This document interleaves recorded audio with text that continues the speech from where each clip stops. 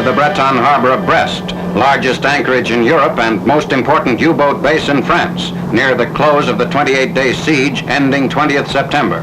A field artillery battery brings forward an 8-inch gun on 11th September to fire point blank at the massive walls surrounding the fortress where Nazi paratroop General Hermann Bernhard Ramke is offering bitter resistance.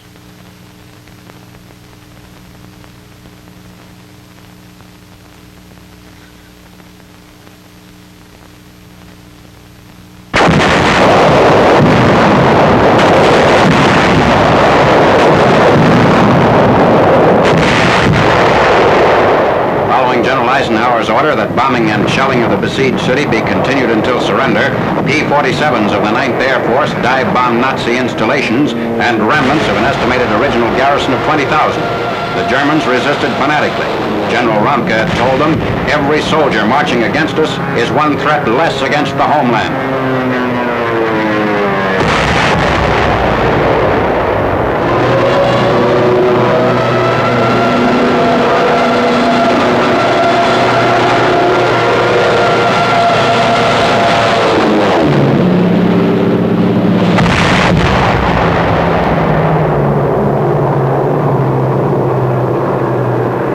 Demolitions by the Nazis supplemented damage to railroad yards and docks from American air and land bombardment. American infantrymen take up positions in a captured strong point overlooking the waterfront. A tank destroyer goes into action. Snipers had held up progress through this street before arrival of the armored vehicle. Equipped with Bangalore torpedoes, a demolition squad sets out to reduce German pillboxes still blocking a general entry into the city on 11th September.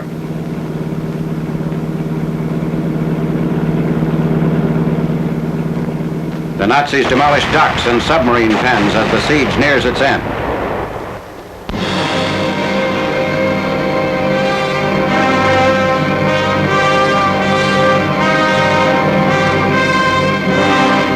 Beaugency, 18 miles southwest of Orleans, France, approximately 20,000 German troops are surrendered by their commander, Major General Eric Elster. The capitulation is accepted by Major General Robert C. Macon, commander of the U.S. 83rd Division. General Elster. General, die hat meeting with General Macon.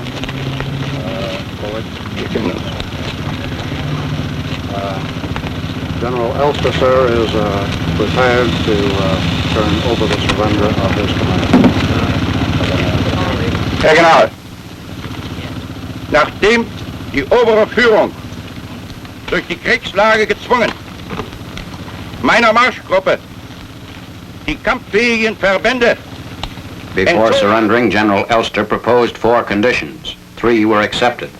1, that full honors be accorded to his troops, including the right to retain their arms until reaching Beaugency.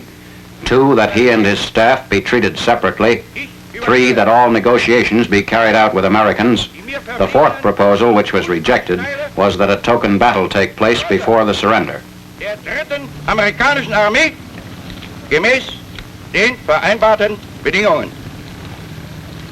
General Elster hands over his pistol as a token of surrender.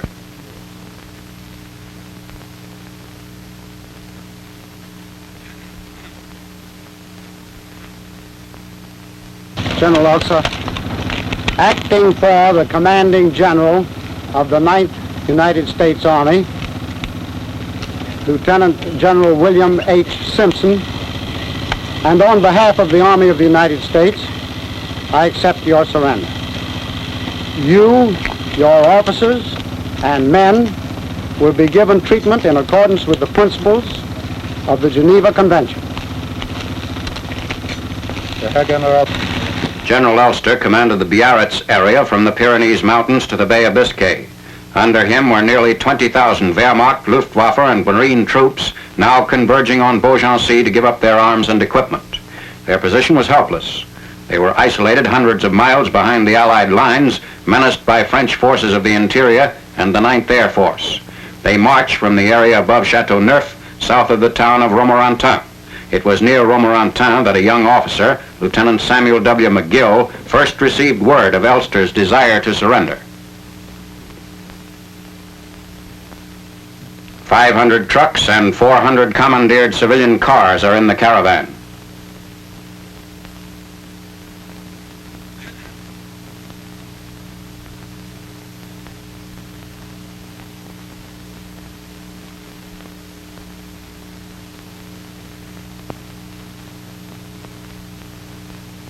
"1,000 horses and wagons used by the Nazis in the retreat to the Loire River.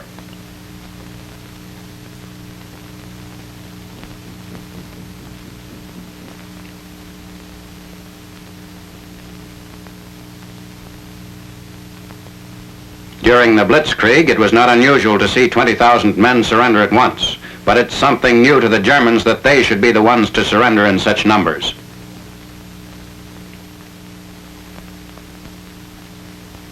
2,000 bicycles were among the surrendered equipment. The surrender march lasts throughout the day, an Allied victory accomplished without the loss of a single American soldier.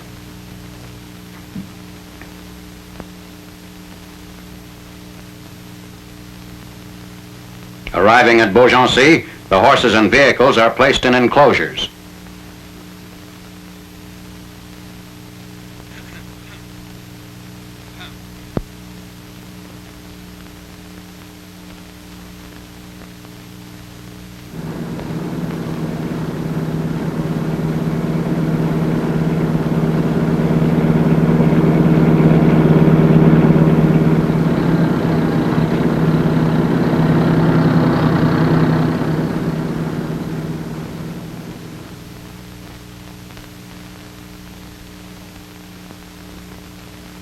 Regimental colors are disposed of before the Nazi troops file in to lay down their arms. They surrender a vast amount of rifles and pistols. In addition to their personal arms and ammunition, the prisoners brought in dozens of ack-ack guns and 4,500 machine guns.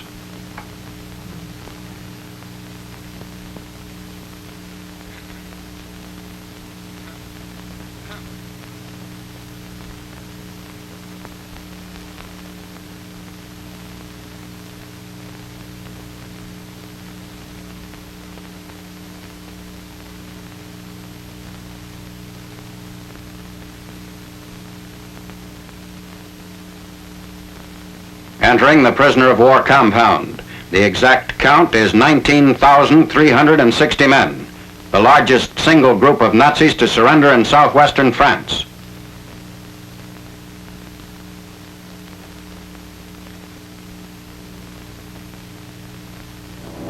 Aerial views of the prisoner pens. To date, the 6th Allied armies in Western Europe have captured at least 526,000 Nazis.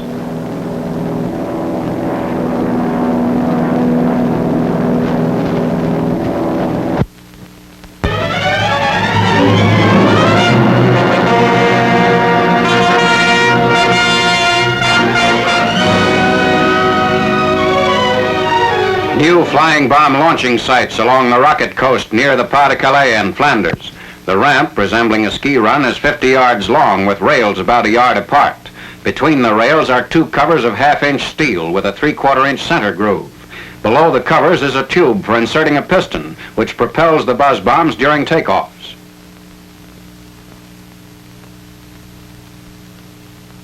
This sketch, based on a photograph taken by Allied flyers, indicates the aerial torpedoes are brought from 3 loading and assembly lines marked A to the launching ramp marked B. The ramp is distinguished by flare scars, evidence of the employment of rockets for the initial takeoffs. Tracks leading to the launching ramp are marked C.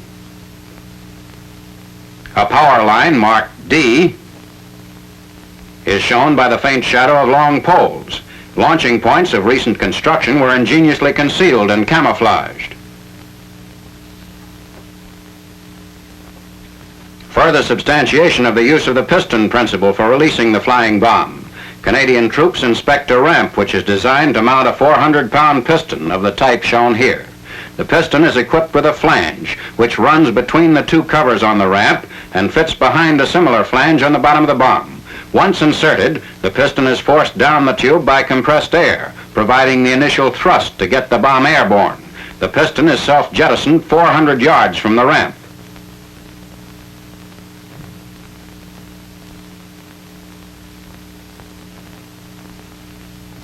These apparently are remote controls for the launching. The set was operated by the Nazis at a spot where they believed they'd be least vulnerable to the many hazards of the takeoffs.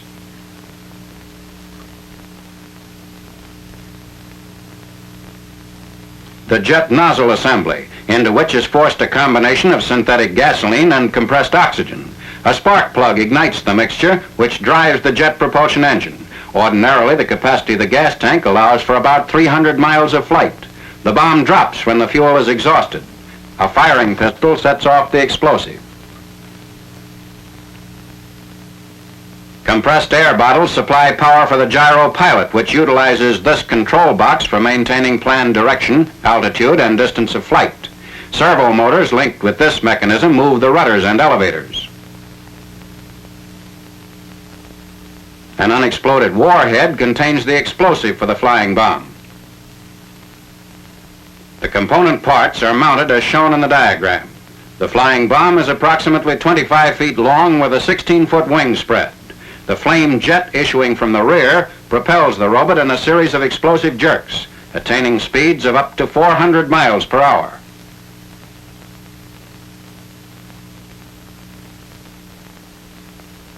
This launching site was attacked by 500 Allied bombers. One explosion blew a block of concrete 30 feet up onto the limb of a tree.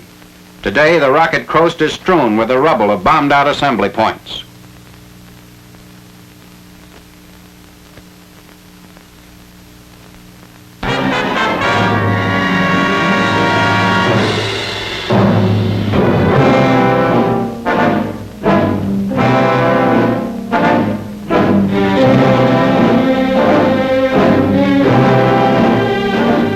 Patton's troops forge bridgeheads over the Moselle south of Metz. For the first time, the Third Army makes tactical use of mechanical smoke generators to screen its operations.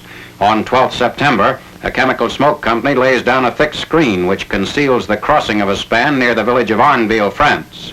Concentrations of Nazi infantry, armor, and artillery faced the Third Army between the Moselle and the West Wall.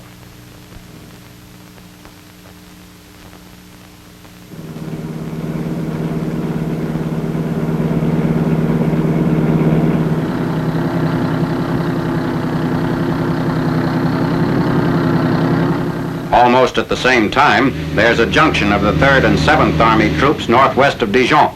28 days after the landings in southern France, contact is established between forward elements of General Patch's army and the right flank of General Patton's forces.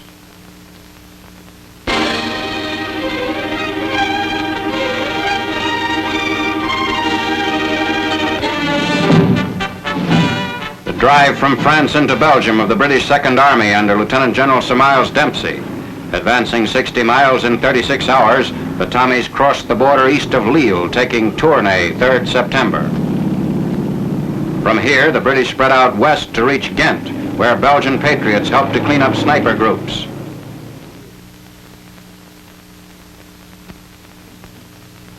Collaborators leave the courthouse for internment. Ghent is the heart of the Belgian floral industry and one of the great railway and canal centers of Europe. A British armored division follows its commander into the liberated city.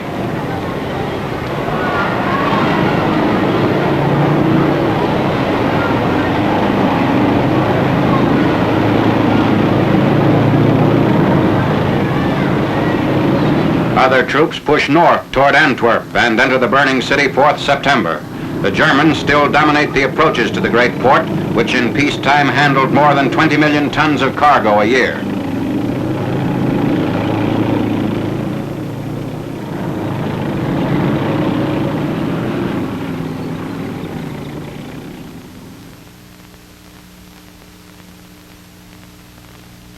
Street fighting continues along the streets of Antwerp.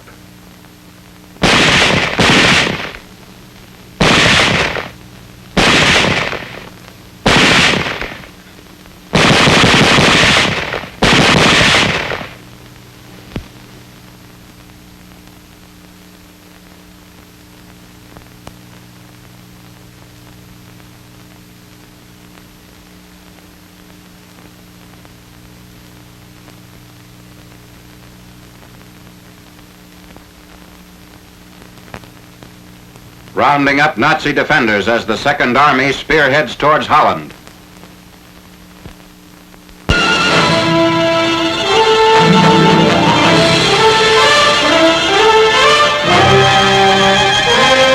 Sweeping all the way across Luxembourg, the First Army breaches enemy defenses before the Reich.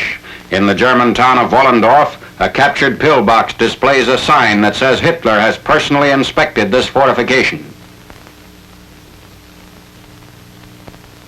Wollendorf is still afire from Allied shellings. Crossings of the German frontier from Luxembourg were made on 11th September. D plus 97. The campaign to turn the vaunted Siegfried Line brings the war to German soil for the first time since the autumn of 1939. The second surge into Germany in less than 24 hours is made from southeastern Belgium. Troops push past Montreux en route to the border.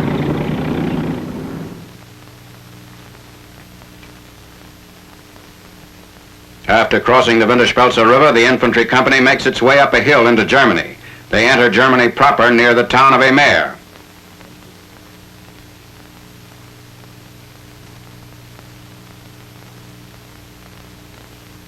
Entry into Germany at a point above Eupen on 12th September. At 14:55 hours, the border town of Rütgen is occupied. The white flag is prominently displayed within Rütgen.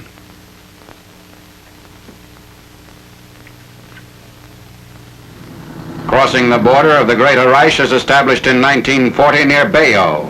The adjacent town of Malrange is deserted. Its population is 70% German. There were no welcoming crowds.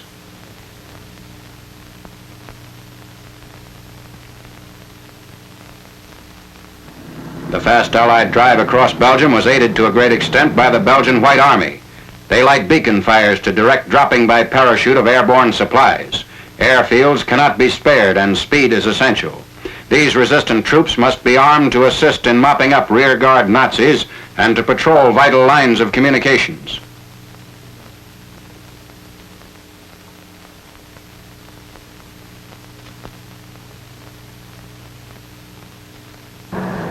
White Army troops scan the skies as approaching planes are heard. The aircraft are British Sterlings. They're loaded down with guns and ammunition which were packed in special containers for the parachute landings.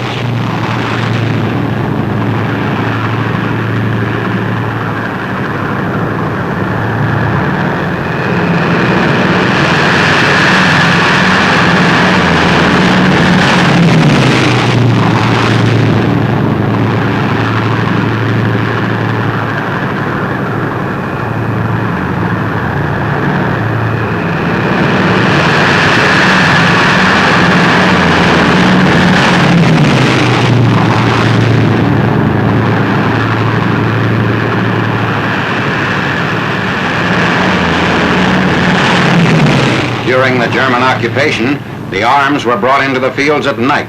This is the first daylight landing of supplies.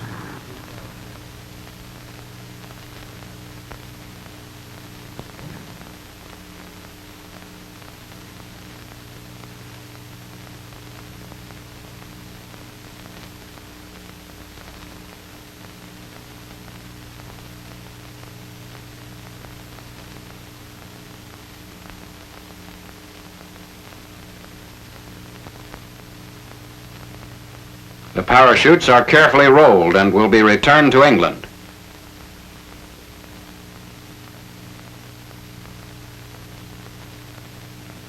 The White Army uses every available means of transportation to rush supplies to distribution depots.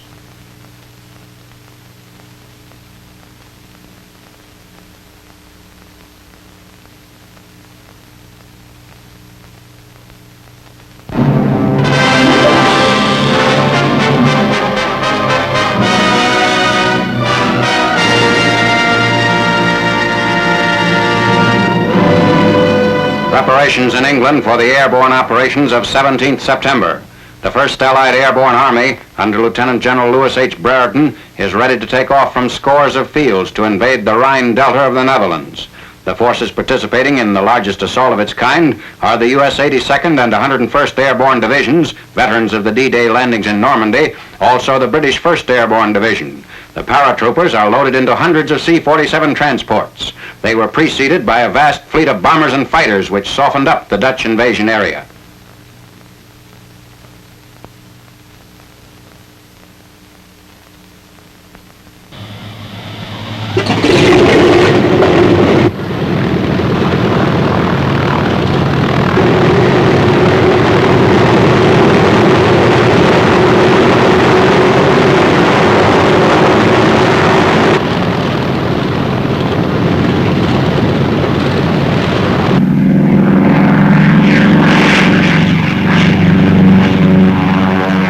The train takes off toward the English Channel and heads for Holland.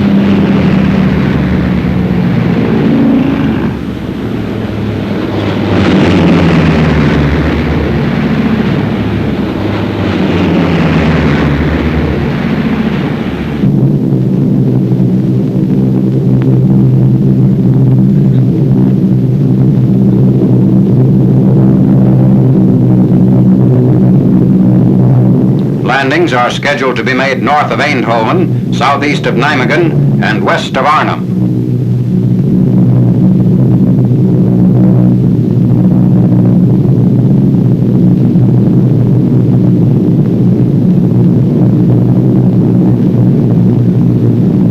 On English airfields, gliders are lined up to receive their assigned troops.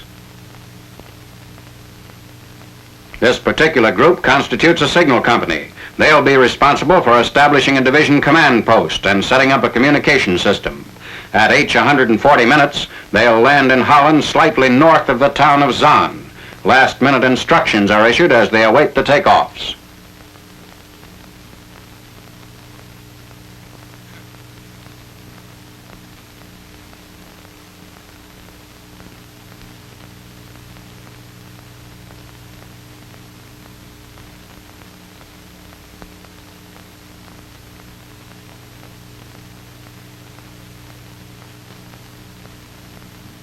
The gliders, towed by C-47s, carry field tanks, hospital equipment, and numerous items necessary for a self-contained army.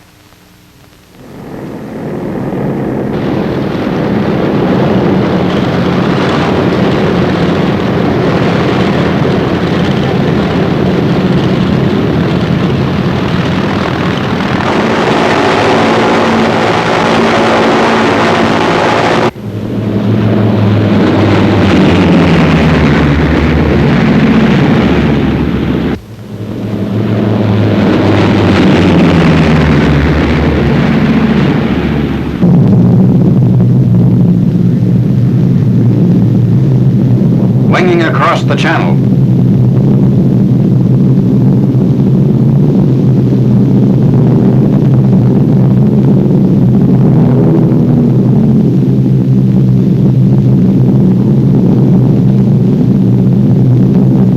The vast inundated plains of Holland, where Nazis opened the dikes to provide barriers against land invasion. The airborne attack is aimed at the rivers of the Netherlands that form a natural protective front for the weakest part of Fortress Germany.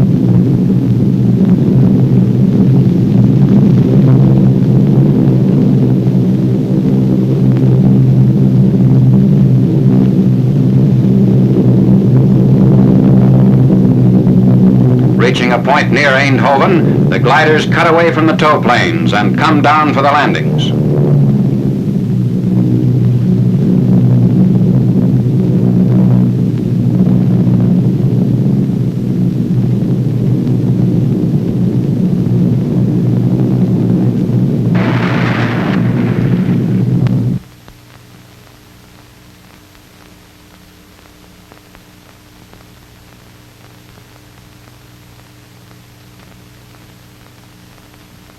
The airborne troops quickly consolidate their initial objectives.